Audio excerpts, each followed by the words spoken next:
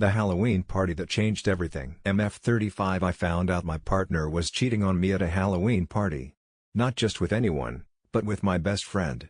It was the kind of betrayal that leaves you questioning everything. Last Halloween, my friends and I decided to go all out. We rented a place, decorated it with creepy stuff, and everyone came in amazing costumes. I was dressed as a vampire, and my partner, Alex, came as a werewolf. My best friend, Jess, showed up as a witch. The party was going great. The music was loud, everyone was laughing, and drinks were flowing. About an hour in, I noticed Alex and Jess talking in the corner. It didn't seem weird at first because we were all friends. But as the night went on, I kept seeing them together, whispering and laughing. I brushed it off, thinking maybe I was just being paranoid. But then they disappeared. I tried to convince myself they just went to get more drinks or something, but a gnawing feeling in my gut told me something was wrong. I decided to look for them. I checked the kitchen, the backyard, even the front porch. Nothing. Finally, I headed upstairs. I knew it was a bit of a leap, but I couldn't shake the feeling. The house was dimly lit, and as I walked down the hallway, I heard muffled voices coming from one of the bedrooms. I approached quietly, and when I got closer, I realized it was Alex and Jess.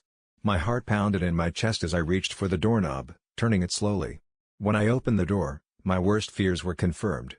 There they were, in a very compromising position, completely oblivious to the world around them.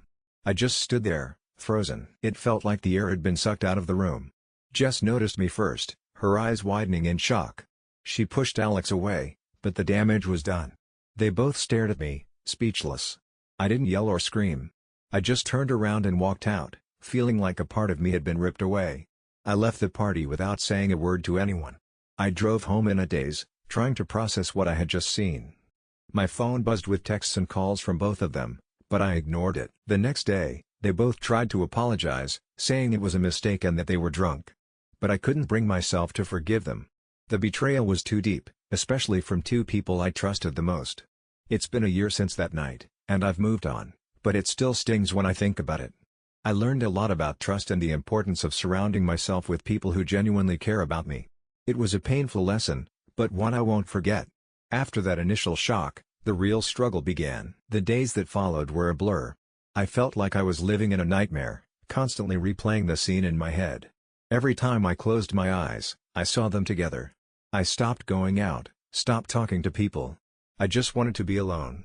I decided to take a week off work to try and clear my head. I needed to figure out what to do next. During that time, I got rid of everything that reminded me of Alex. Photos, gifts, even some clothes. It was cathartic, in a way. I needed a fresh start, and this was the first step. One evening, my friend Emily came over. She had heard what happened and insisted on checking in on me. We sat in my living room, drinking tea, and for the first time, I opened up about how I was feeling. Emily listened patiently, offering support and reminding me of my worth. She suggested I see a therapist to help process my emotions. Seeing a therapist was one of the best decisions I made. It wasn't easy at first, talking about the betrayal and the pain, but it helped. My therapist helped me understand that it wasn't my fault and that I deserved better. She gave me tools to cope with the pain and start rebuilding my life. It was a slow process, but I started to feel better, little by little. I decided to focus on myself. I picked up hobbies I had neglected, like painting and hiking. I joined a gym and started working out regularly. It felt good to take care of myself, to do things that made me happy.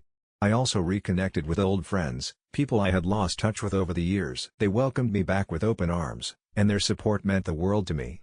One day, while scrolling through social media, I saw a post from Jess. It was a photo of her and Alex, taken before the betrayal.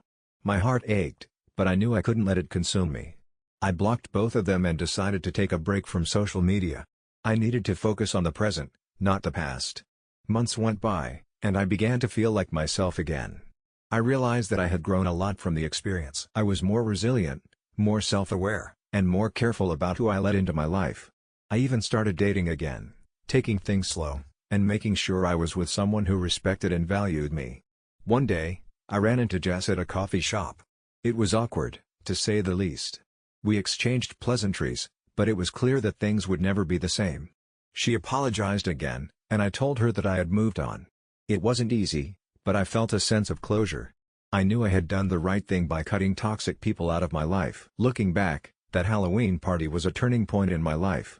It was a painful lesson in trust and betrayal, but it also showed me how strong I could be. I learned the importance of self-care, of surrounding myself with people who truly care about me, and of standing up for myself when I need to. It was a tough journey, but one that made me who I am today. So, if you've ever been betrayed by someone you love, know that it's not the end of the world. It hurts, and it takes time to heal, but you can come out stronger on the other side. Trust yourself, take care of yourself, and don't be afraid to move on from people who don't deserve a place in your life. Life is too short to hold on to pain. Embrace the lessons, and keep moving forward.